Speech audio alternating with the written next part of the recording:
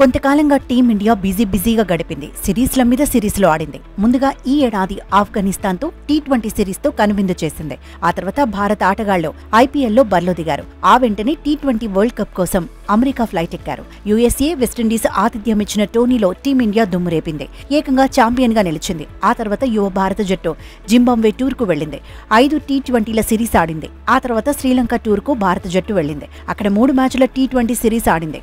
టీ20లో భారత జట్టును సూర్యకుమార్ యాదవ్ నడిపించాడు. హెడ్ కోచ్ గా గంభీర్ ఎంట్రీ ఇచ్చింది కూడా లంకతో సిరీస్తోనే.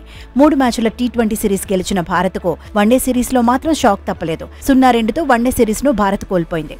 శ్రీలంకతో ఆఖరి వన్డే ఆగస్టు 7న జరిగింది. అయితే లంక టూర్ తర్వాత టీమిండియాకు ఇప్పుడప్పుడే మ్యాచ్లు లేవు. దాదాపు 42 రోజుల లాంగ్ బ్రేక్ దొరికింది. భారత ఆటగాళ్ల ఆట కోసం మరింత కాలం వెయిట్ చేయాల్సిందే. ఈ నెలలో భారత జట్టుకు ఇంకా సిరీస్లేమీ లేవు. వచ్చే నెలల్లోనే మళ్లీ బరిలో దిగబోతోంది. బంగ్లాదేశ్తో సిరీస్తో అభిమానులను ఖుషి చేయనుంది. బంగ్లాతో భారత జట్టు 2 టెస్టులు, 3 టీ20లు ఆడనుంది. మొదటి టెస్ట్ సెప్టెంబర్ 19న చెన్నైలో మొదలవుతుంది.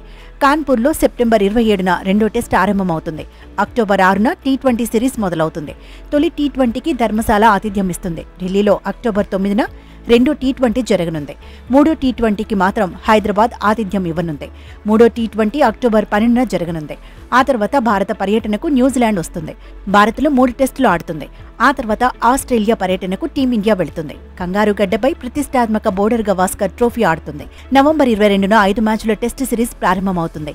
ఆ తర్వాత వచ్చే ఏడాది జనవరి, ఫిబ్రవరిలో టీమిండియా, ఇంగ్లాండ్ మధ్య 5 టీ20ల సిరీస్తో పాటు 3 వన్డేల సిరీస్ జరుగుతుంది. మొత్తంగా 42 రోజుల రెస్ట్ తర్వాత భారత జట్టు మస్త్ బిజీ అవుతుంది. సిరీస్ల మీద సిరీస్లతో ఫ్యాన్స్ ను ఎంటర్టైన్ చేయబోతోంది.